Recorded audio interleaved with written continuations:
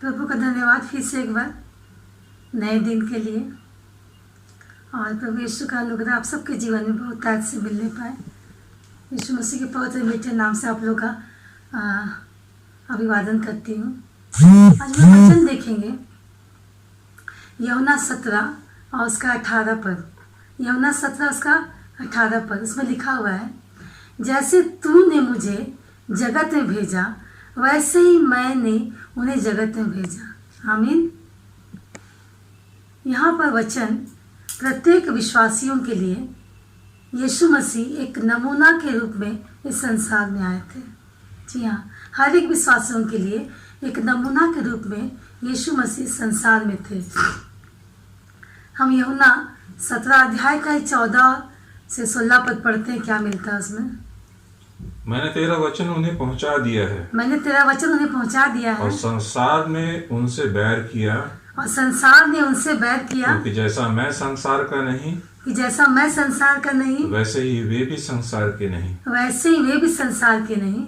मैं यह विनती नहीं करता मैं यह विनती नहीं करता कि तू उन्हें जगत से उठा ले, कि तू उन्हें जगत से उठा ले, परंतु यह कि तू उन्हें दुष्ट से बचाए रख। परंतु यह कि तू उन्हें दुष्ट से बचाए रख। जैसे मैं संसार का नहीं, जैसे मैं संसार का नहीं, वैसे ही वे भी संसार के नहीं। वैसे ही वे भी संसार के नहीं। जी हाँ, प्रभु यीशु मसीह जब इस पृथ्वी पर आया था तो वो हमारे एक आदर्श के रूप में था यहाँ पर। और जैसा वचन में लिखा हुआ है कि जैसा परमेश्वर संसार का नहीं था यीशु मसीह, उसी प्रकार हम भी संसार के नहीं हैं। जी हाँ, वचन हमें बताता है यूहन्ना 20 और उसका 21 पद। यीशु ने फिर उनसे कहा, यीशु ने फिर उनसे कहा, तुम्हें शांति मिले। तुम्हें शांति मिले। जैसे पिता ने मुझे भेजा है, जैसे पिता ने मुझे भेजा है, वैसे ही मैं भी तुम्हें भेजता हूँ। वैसे ही मैं भी तुम्हें भेजता हूँ। आमीन। यीशु मसीह अपने पिता के द्वारा एक जीवनदायक कार्यों के लिए भेजे गए थे इस संसार में, और उसी प्रकार पुत्र अर्थात परमेश्वर का पुत्र हमारा प्रभु यीशु मसीह भी एक हमारे लिए एक योजनाओं को लाता है। और उनका है कि उन्होंने अपने वचन के अनुसार हमें कहा है कि संसार में जब भेजे जाते हैं तो वे पिता की जानकारी के मुताबिक अर्थात परमेश्वर की मर्जी के मुताबिक हमारा संसारिक जीवन होना चाहिए। जी हाँ, अर्थात उनकी इच्छा को पूरा करने की बातें हमारे जीवन में होना चाहिए। जैसा हम 17 का 20 पद हम लोग पढ़ते हैं तो उसमें लिखा हुआ है,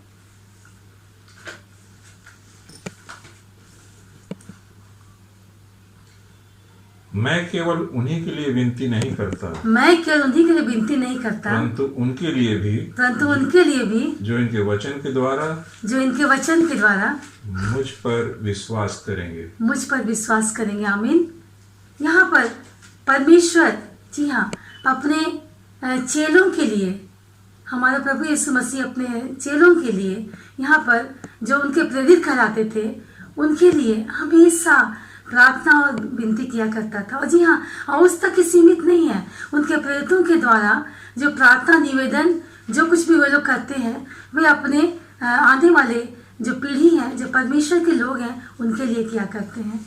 जैसा वचन हमें बताता है कि परमेश्वर यीशु मसीह जब भी वो प्रार्थना करता था अपने प्रेरितों के लिए तो वहाँ तक वो सीमित नहीं थी, परंतु उसके विश्वास के द्वारा, जी हाँ, जो कुछ जिसके लिए प्रार्थना किया जाता है उसके विश्वास के द्वारा परमेश्वर उनके लिए सारी बातों को, जो कुछ परमेश्वर की अनुमति है, जो आज्ञा है, उसको पूरा करने के लिए पूरी तरह से उन्हें सामर्थ्यवान बनाता है।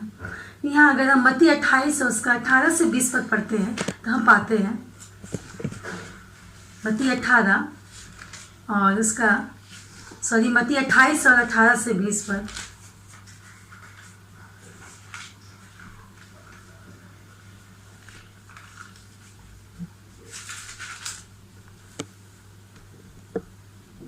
यीशु ने उनके पास आकर कहा, स्वर्ग और पृथ्वी का सारा अधिकार मुझे दिया, इसलिए तुम जाओ, सब जाति के लोगों को चेला बनाओ, और उन्हें पिता और पुत्र और पवित्र आत्मा के नाम से बपतिस्मा दो। उन्हें पिता, पुत्र, पवित्र आत्मा के नाम से बपतिस्मा दो। जी हाँ, ये जो पाठ है, ये मत्ती रचित सुसमाचार उसका 28 अध्याय का उसका 18 से 20 पर, यहाँ पर एक महान आदेश के विषय में बताया जा रहा है। एक महान आदेश है। जी हाँ, यहाँ पर प्रत्येक विश्वासियों के लिए, हर एक विश्वासी जो प्रभु यीशु के लोग हैं उनके विषय में यहाँ पर बताया जा रहा है कि वे लोग उनके धर्म के कार्यों को, अर्थात परमेश्वर की जो आज्ञा है जो इस पुस्तक में लिखी गई है उसके अनुसार उस कार्य को करने के लिए, अर्थात जो अंधकार में है उन्हें प्रकाश में लाने के लिए, परमेश्वर के जीवित वचन को, उसकी सत्यता को उनके तक पहुंचाने की अनुमति दी गई है। जी हाँ, आज हमें चाहिए कि परमेश्वर के जितने विश्वासी लोग हैं उन्हें चाहिए कि परमेश्वर के इस जीवित आज्ञा के द्वारा, इस महान आदेश के द्वारा, जी हाँ ये कोई आज्ञा नहीं है पर परमेश्वर के द्वारा आदेश जारी किया गया है।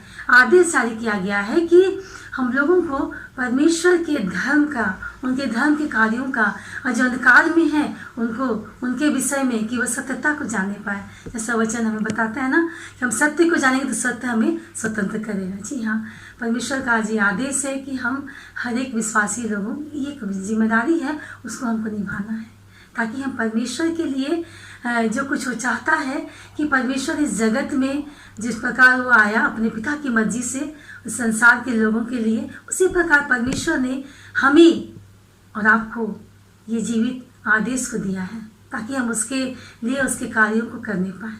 तो परमेश्वर सुंदर वचन पर बहुत ऐसे आशीष हम नहीं प्रार्थना करें।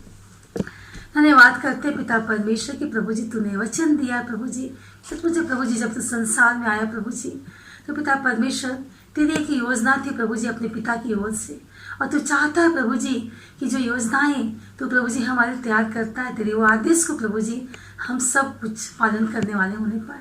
तो चाहता है प्रभु जी कि लोग तेरे धर्म के कार्यों को जाने पाए। जितने लोग प्रभु जी अंधकार में है तो सारे लोग पिता परमेश्वर तेरे लिए प्रभु जी अपने आप को समर्पित करें ताकि तेरे महान आदेश को वो पूरा कर सकें। धन्यवाद करते हैं लोग देखिए प्रभु जी हर एक के जीवन में ये बातें पूरी होने पाए।